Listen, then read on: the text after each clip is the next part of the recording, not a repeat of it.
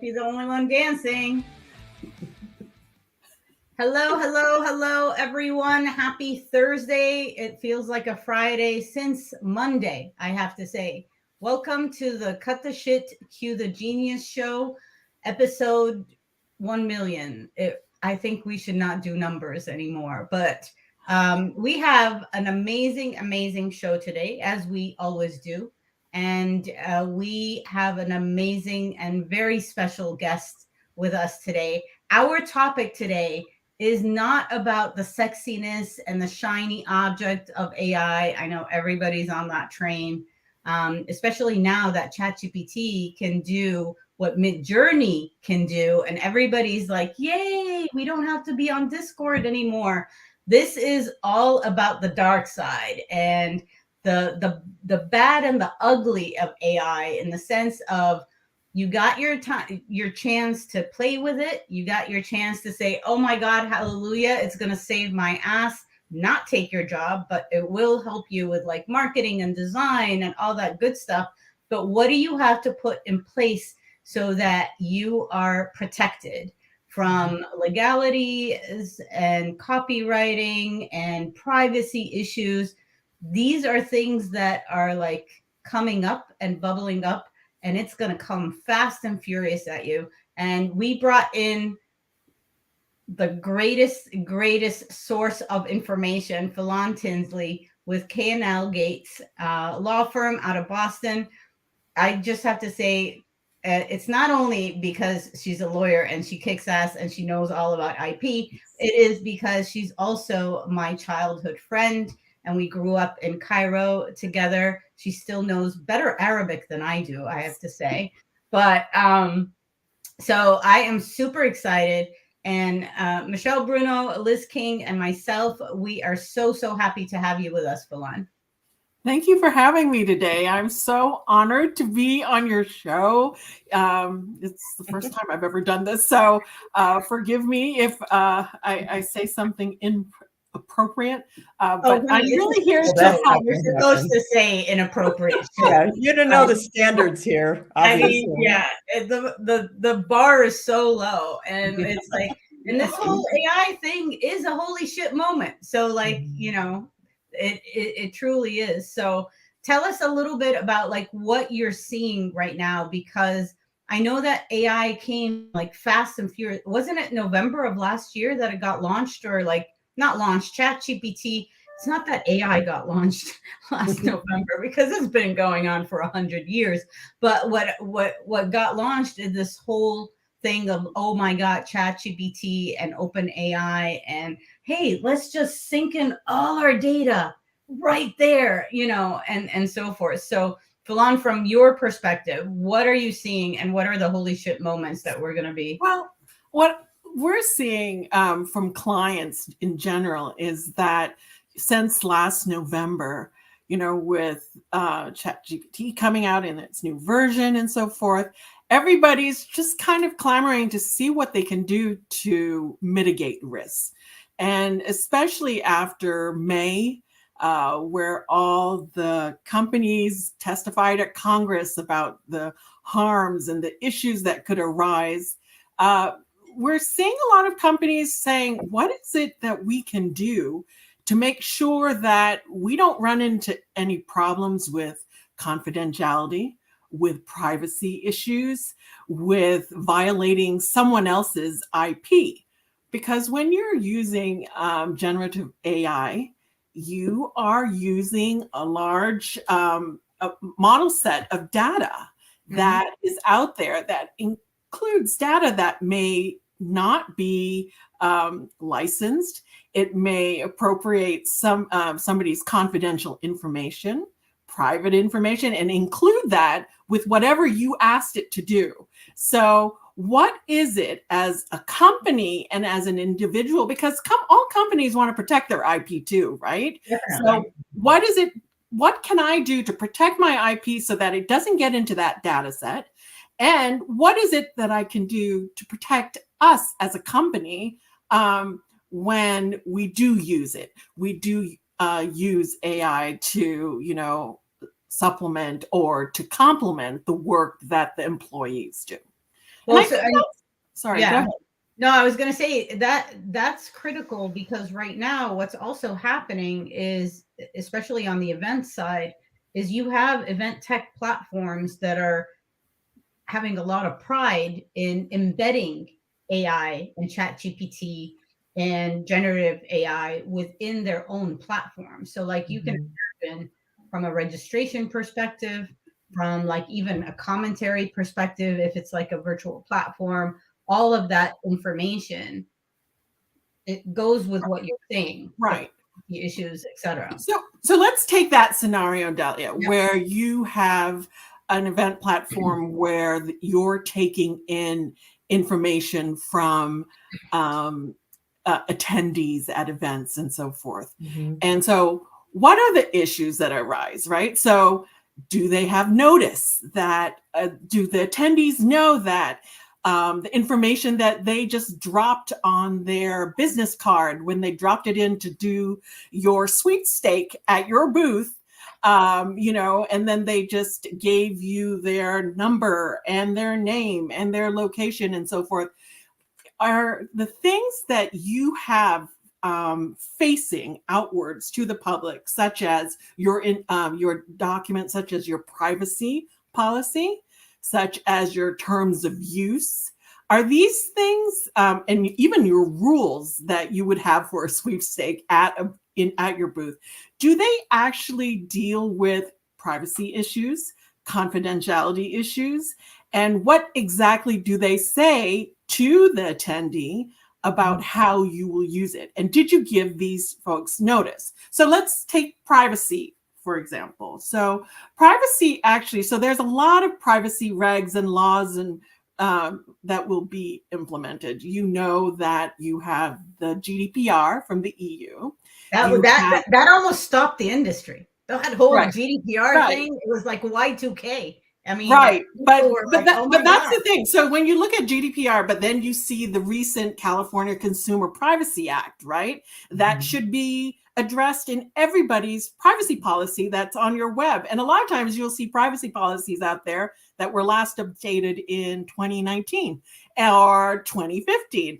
And they mention nothing about the California Consumer Privacy Act. And I think if you were to identify 3 items with regards to all of these privacy regs, by the way, there are other things that will also be triggered, such as HIPAA, such as the PCI, which is the payment card industry, and your transactions. Let's say you actually handle the credit card transactions of people who buy from your site. What about that information? You also have Children's Online Privacy Protection Act that gets triggered. Who comes to your site? Are they under the age of 13 or 18? These are all items that get triggered. So have you appropriately updated and address these things on your public-facing documents, such as your privacy policy and your terms of use? So looking at those things, what I think the takeaway with regards to the privacy, 3 big things is consumers or the attendees have a right to be forgotten. And what that really triggers is, hey, whatever you've taken from me, I better be able to come back and tell you what is it that you've taken from me and take it off, right? So that also brings out the required consent. And required consent is spoken about all the time. A lot of times you'll see that, like if you look at ChatGPT right now, their online content says that, that you attest, you actually make a declaration here that you own, that you have gotten all the consents for anything that you put into their system. I know we don't realize that we've signed on to these things, but these are things that you've signed on through use of the service. So going back to the 3 things, the right to be forgotten, and that is really basically any data subject can ask you to remove it. The right for that, basically you have to show consent. So if you say, well, they gave me consent for that, you better be able to show that and have that documented in some form or fashion that is adequate to say that it's that they consented for this purpose, for this specific purpose, to use this for AI generate, as a data set, for example, to be used for learning. You have to give consent for that. And then the final thing is the opt-out. And this is generally, I think those are the three big things with regards to privacy, the newer privacy policies that are out there, that you have to be able to have an opt-out provision.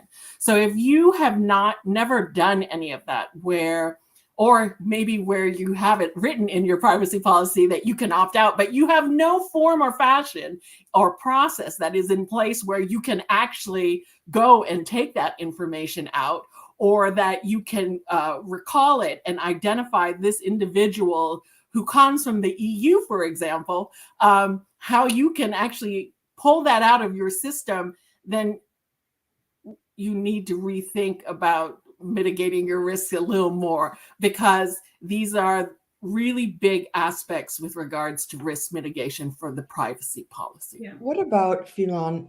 So you're talking about more or less personal identifiable information.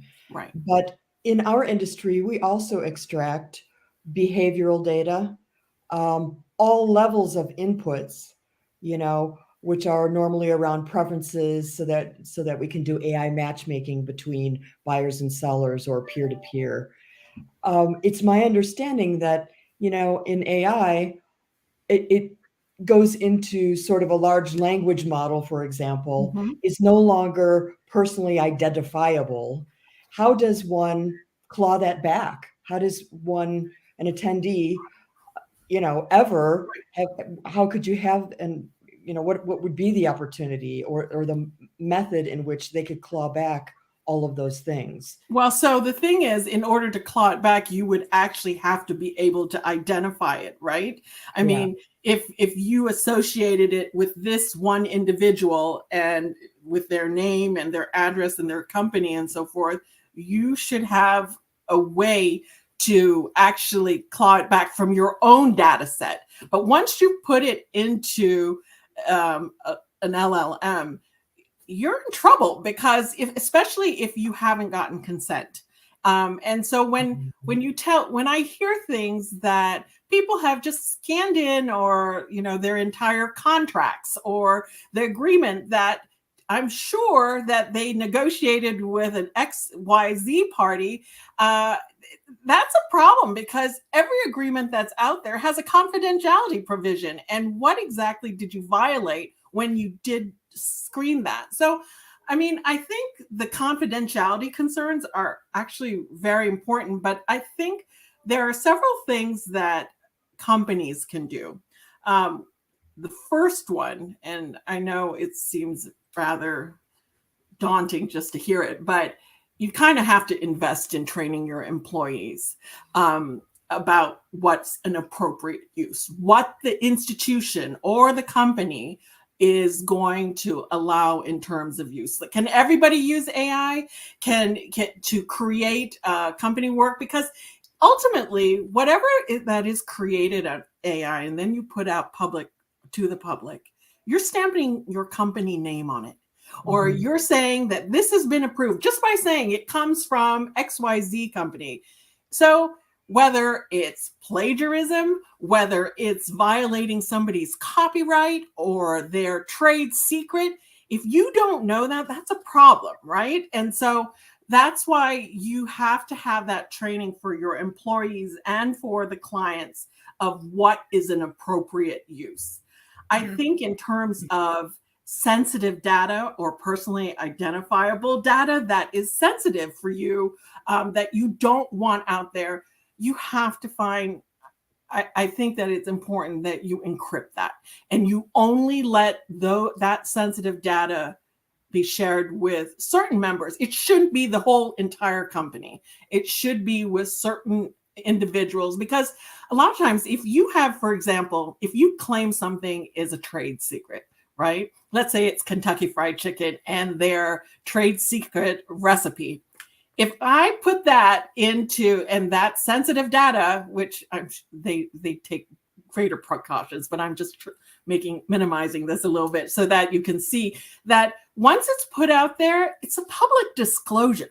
And if you haven't taken precautions to show, ultimately, if you go to litigation, the court, that you've actually done things where you've encrypted it, you've gone through all these processes to protect this information, you're going to have a hard time ever saying that it's a trade secret and it should be protected, right? So that's a trade secret. I think another aspect should be, especially if a company allows their employees to get AI generated material and then use that to create work product.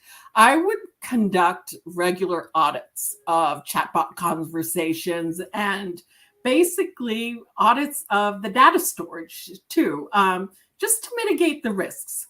I think that's well worth it. Ultimately, you'll see that with these recommendations, you might need to have somebody who has part of their job description doing this full time, right? Where they have to oversee this.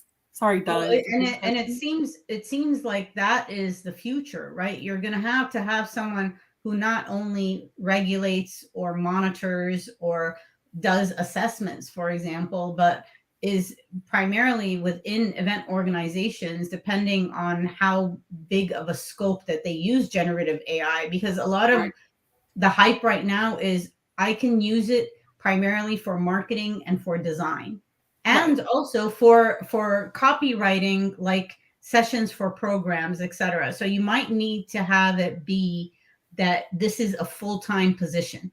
So that triggers another thing, though, Dalia. So that's one thing where I'm trying to protect the company from, violating somebody else's IP, right? So another thing that's also important is that your non-disclosure agreements that you have people sign, or your employee agreements, I would recommend updating those so that they actually have explicit prohibitions there that say you cannot put anything that's sensitive of our company, or that's considered a trade secret, or that is the IP of this company into any LLM in any form or fashion. So while you're talking, I also had another holy shit moment. So right now, generative AI, especially ChatGPT, is used for example, within event organizations to generate marketing on behalf of the speakers that are coming, and their content, or sound bites of maybe interviews or videos that they're doing, and then they spit it out from AI powered tools for their marketing purposes. How does that change your agreements with your speakers? Because there has to be some sort of terms there that are a little bit different, right? Right. And did your speaker agree to this usage, right? I mean, you have such thing in IP as, name rights of publicity. For example, everybody has the rights to their name and likenesses, right? And the economic benefits from that. And have you just used that without permission? You may have been given permission for this one specific podcast or for this one specific event, but not for something 10 years down the road, or 5 weeks from now, where you're using it at a big marketing event, for example. That may not have been allowed. And so you have to think about that's somebody else's IP that you don't want to violate. So we're looking at not violating other people's IP. So through the privacy rights, through the confidentiality and so forth. But what happens when you're now claiming, hey, that great event that we did there that, 2 months ago in Las Vegas, and it was just really novel. The way the lighting was, the activities that we had, that actually is our IP, and now you're copying it. So you want to protect that, right? So what would you try to protect it under? You would try to protect it probably under copyright, for example. Now, with copyright, so a copyright, that anybody who has a copyright registration basically it's an acknowledgement also from the Copyright Office that it's an original work of authorship in a medium, fixed in a medium.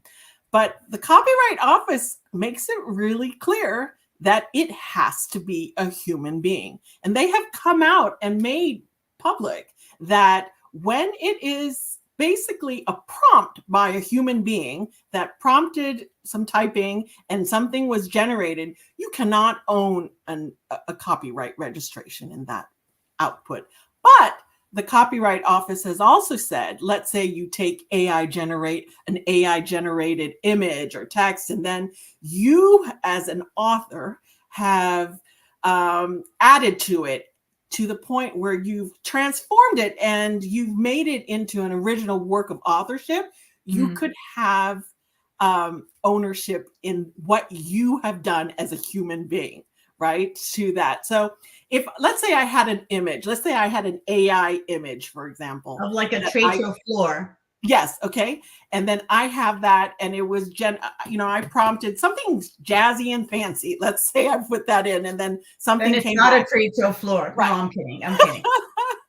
But in that sense, just whatever was spit out by AI, you cannot own a copyright registration in that. However, if you've taken that, what was put out, and you've added text, and you've added original thought, and you've added artwork and so forth, those elements that you've added, you can own in a copyright registration. So that brings me to another aspect for if you want to get copyright protection, I would recommend that you have very, very clear guidelines of anybody who uses AI, that they write down what their contributions to a particular work are. Oh my Because God, designers. that's a lot Yes. of work. That's a lot of No, work. but I mean, I put this into, ChatGPT, and this is what came out.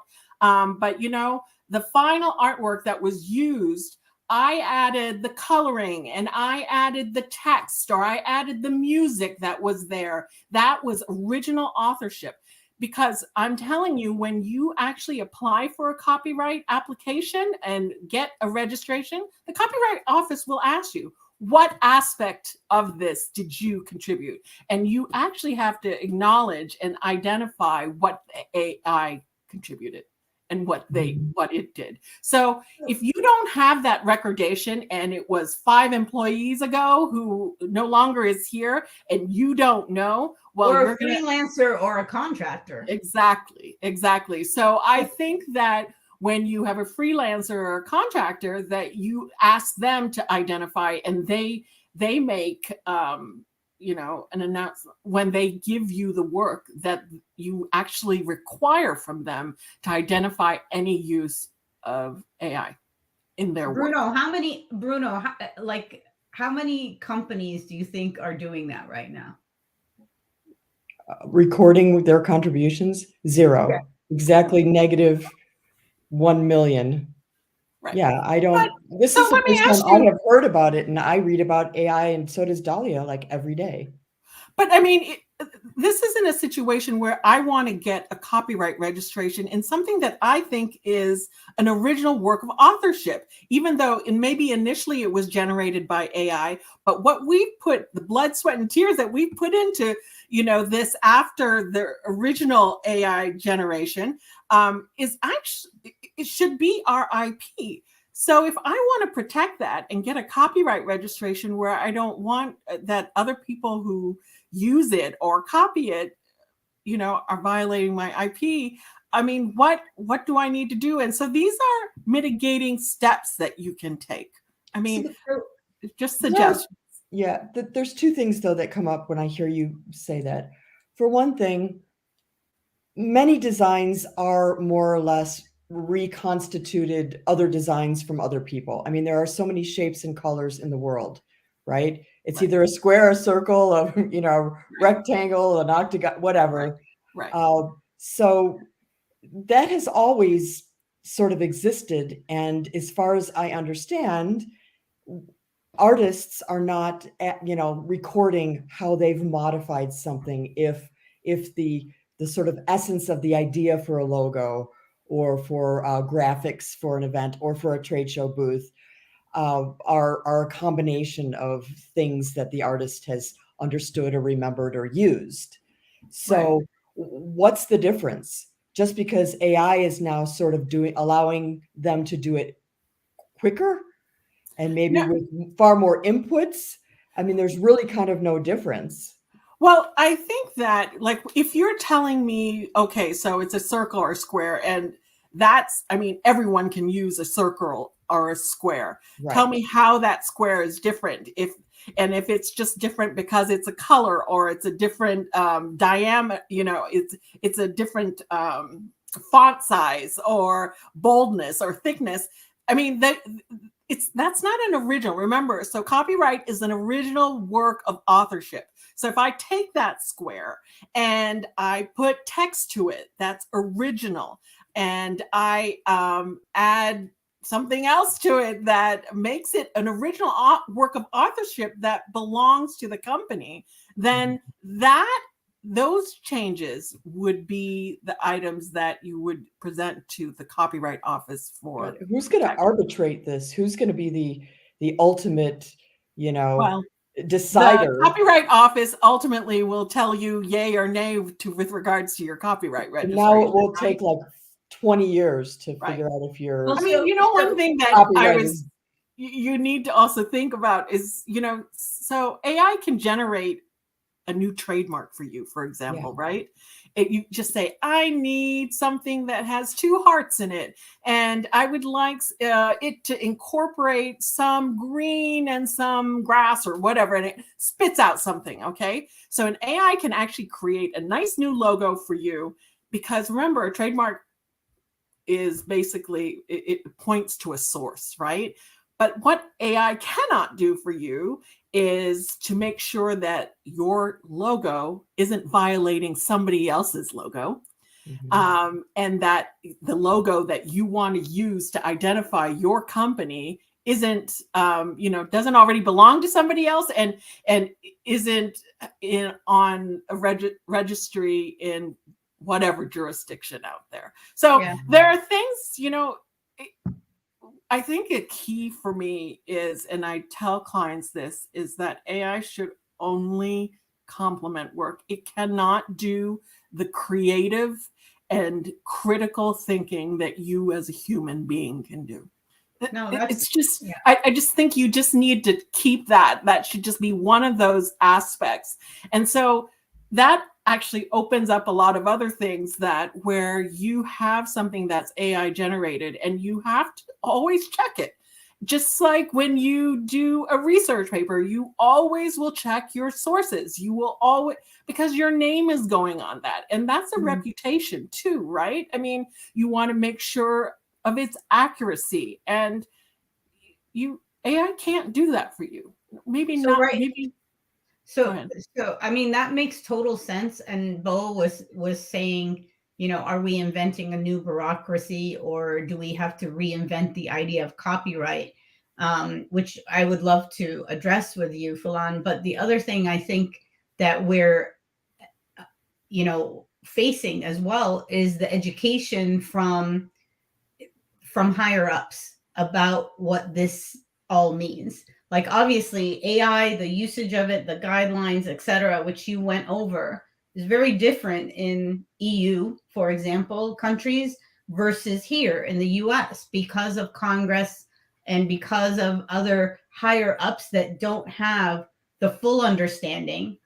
And once they get that, are they ready to even change the narrative, change the way, like Bo was saying, reinventing the idea of copyright? Does it change enough to, like, you know, bring in something new like AI?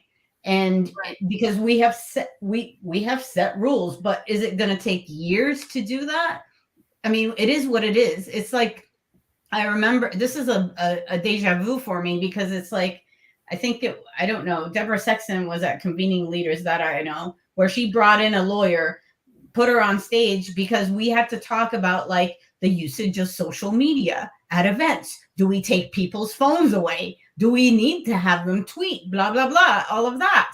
And so, like, I feel like we're at that crossroad again, where we need to embrace this new 8,000 ton gorilla that's in our laps right now? Or like, how fast is this change going to be? And legalities, are they going to change accordingly with us, or do we have to just abide by? I think it's going to change fast. I mean, we don't have any regulations right now. I mean, even Congress right now is actually in an education process, right? Where Are they they have, in a workshop together? That would be fun to be a no, fly but on I that think wall. they are still also, they're They're learning. doing a master too. class, Bruno. They're doing a master class. Let's do it. But I think what it is that we have no guardrails that are in place. There are none, but they will come and they will be implemented, and maybe haphazardly at first, but ultimately they will be implemented to safeguard certain aspects of, for national security, for privacy and so forth. But it doesn't exist right now. So when you talk about changing copyright or patents or trademarks,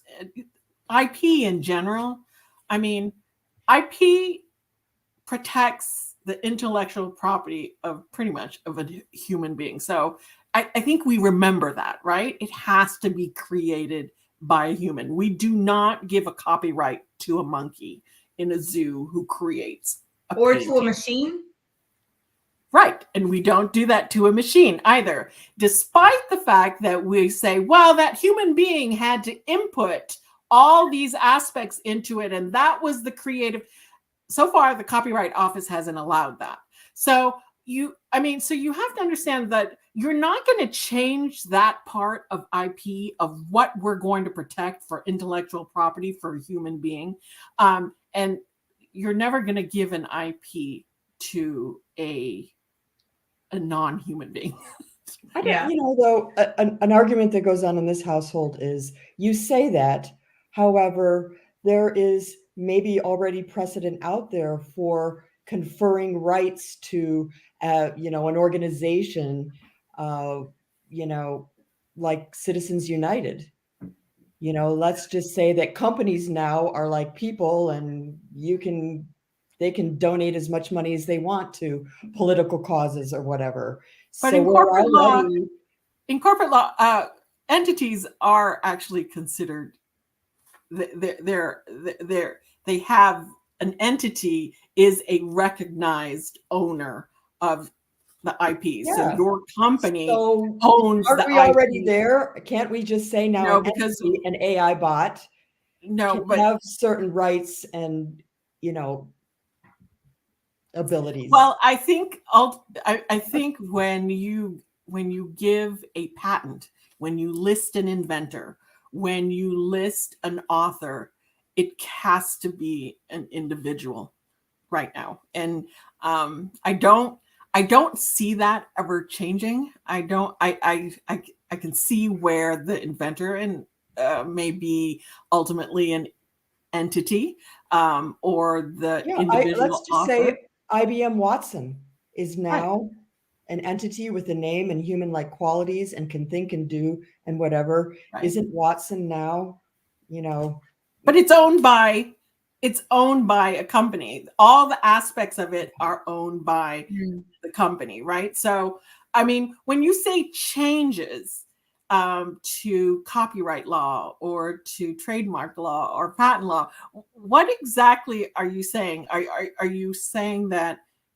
AI should own it? Like an AI a company should own it? Because right now, ChatGPT is already owned yeah, by. I mean, I think corporations would Which the they do. corporations who own the LLM on which the bot is built would want to be able They do. But they do own that, right? Yeah. With copyright law, But they would data. want to own anything that the bot then outputs. They would want to be able to, leverage that output to make money. Well, if you look at ChatGPT's content ownership, they actually say that anything that you've inputted and you've created actually belongs to you. Yeah. But I will tell you that language model that they have, that data set that they own what they. That's a huge issue. Right. Yeah. Right there. So and Which in is already reality, copied you from guys, everyone else. nobody owns Exactly. data, But right? it's a huge Yeah. issue because we just gave data to, ownership. We don't like event organizers do not like giving data to someone else. That's one. Second Yeah. is they don't like sharing. And that is this is maybe there's a part 2 to this discussion, but like those are two huge issues right now. Worse than, not worse, but like, this is something that people do need to understand. The third that keeps coming to mind with, and Falon, you sparked this during this conversation, is this will be the time where people are going to try to cash in on illegal use because of economy, because of circumstances, because they can, right? So we're getting to a point where I think you're going to have people that are just going to be out there saying, oh, no, that's not yours. That is mine. No, that's not mine. That belongs to Bruno. And this is what you're going to pay. And there's going to have to be regulations around that. But I think that you're absolutely right, Delia. But I also think that all the data that ChatGPT has and so forth, we're assuming that they have the right to that data, right? We're assuming that, or that they got it legally, that it was given with consent, that it isn't personally identifiable, or that it isn't a trade secret of somebody's, or it's already in the public domain. Therefore, exactly. right. We're assuming that.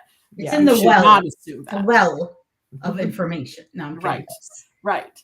And so, but I think you should be really careful, and that's why I say we should be really careful about what we create from it, because we don't know that, right? So, what it generates, you don't know whether it's real or not, or it's truth or not, right? Well, that's where you have like AI hallucinations, which is totally right.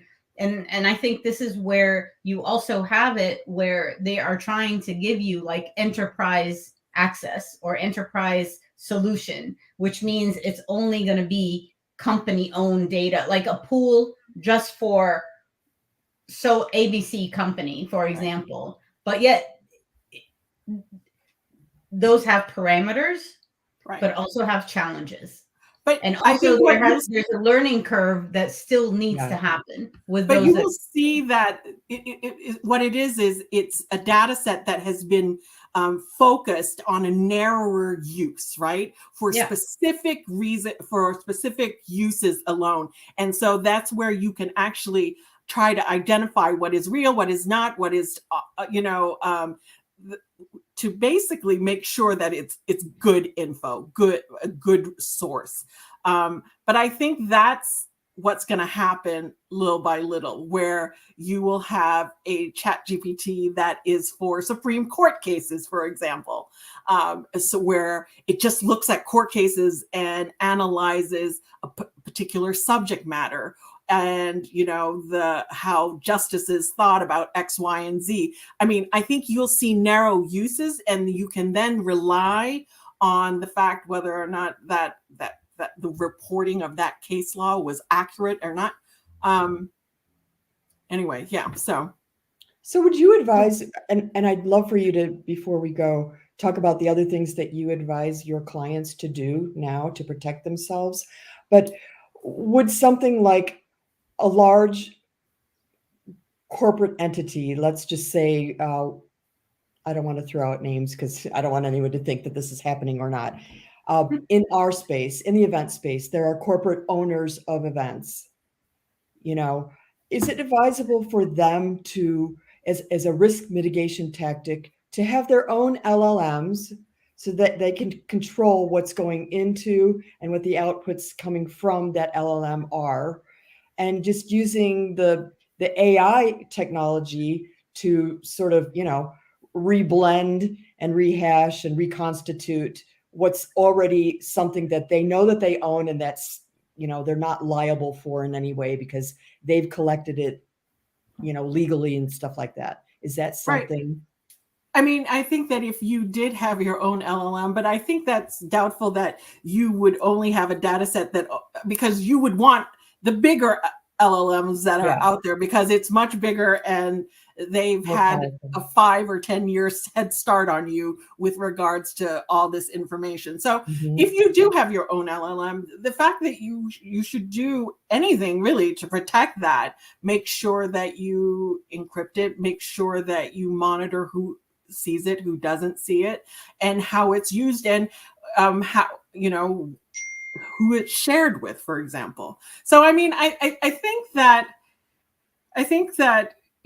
all the items that I mentioned before, updating your privacy policy, your terms of use, your non-disclosure agreements, your employee agreements with employees, where you address AI usage, and what's prohibited, what's not prohibited, and you monitor, do monitor chatbot conversations, you all these things, and you train employees, you train them on, I don't know, a quarterly basis, or any new employee who comes in the door, that this is what is allowed, what's permitted, what's not permitted. Because ultimately, these processes and these documents that are public facing and internal are what you're going to end up relying on when you violate somebody else's IP and when somebody violates your IP.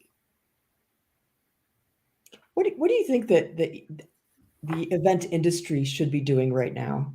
Should they be holding clinics about, these types of things? That's one question. And, trade associations are known for their advocacy before the government.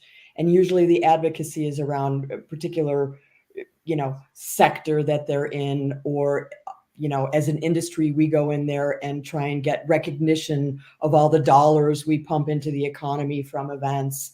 But, what should we be going to Washington with our pitchforks demanding that they do in order to provide either necessary protections for the industry so that maybe all the jobs aren't wiped out, Right.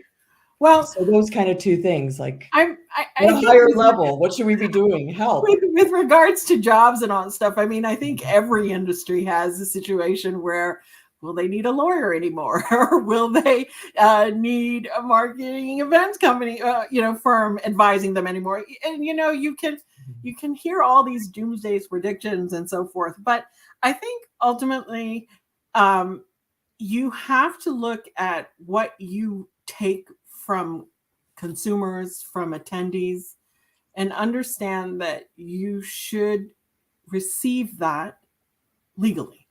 I think that is really important to keep in mind, that it should not violate laws. It should not violate the individuals and the country jurisdiction, their laws.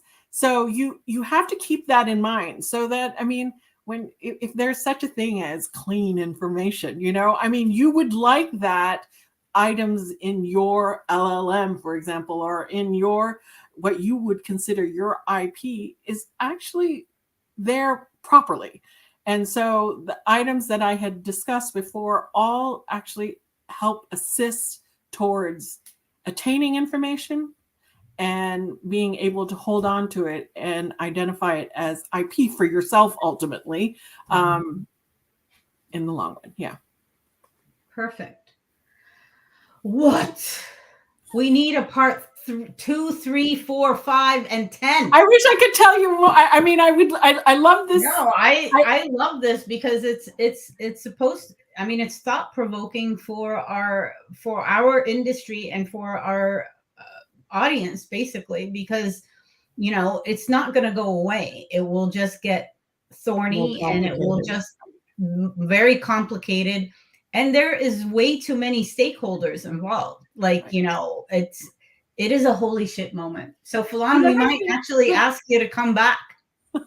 I'd be happy to. But Dahlia, I mean, I think everything that I suggested today are Yeah. things that companies and individuals can do immediately, right? Yeah, that's So perfect. I if think I'm I an think what we'll- individual that wants to claim copyright in a particular item that I've created with the assistance of AI, then I better write down what I've contributed here. Or if a company has an employee who's created something that they want to claim as theirs, ultimately, right, make sure that employment agreement is in place, that, you know, that assignment is in place, and that you can actually identify what original authorship that employee did. Yeah. In order, and that's what you're trying to seek protection for.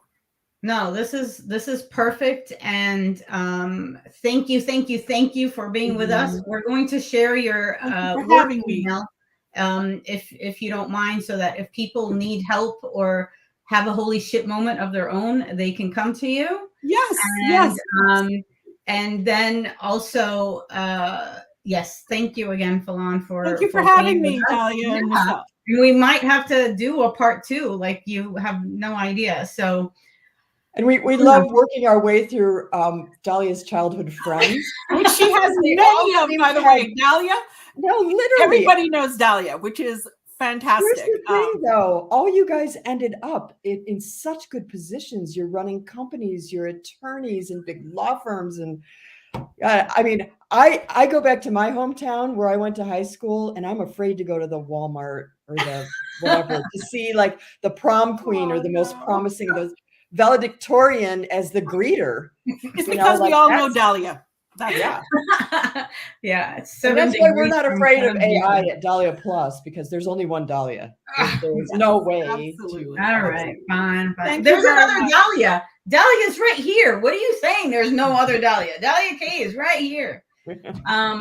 All right. So thank you everyone for being geniuses with us and sparking the conversation. Paul, Dahlia, and Sherry. She's gone, but she was part of it as well. Next week we have another topic. We have 2 guest geniuses with us. So we have Danica and Michael Shapiro. He probably will come with his espresso in hand. And this is one of Bruno's favorite topics: event industry trade media. And so we're going to ask them the hard questions. We're going to see what we can do a little bit different with trade media, make it more spicy and all of that great stuff. Yeah. Again, if you can subscribe to our channel, Cut the Shit, Cue the Genius, if you can ring the bell so that you get your notifications. And if you have any topics you want to discuss, or pet peeves, or ugly cry on screen, you know where to come to. So we're here for you, and have a wonderful weekend. Thanks, Thank Milan. you. Have a good day. Bye.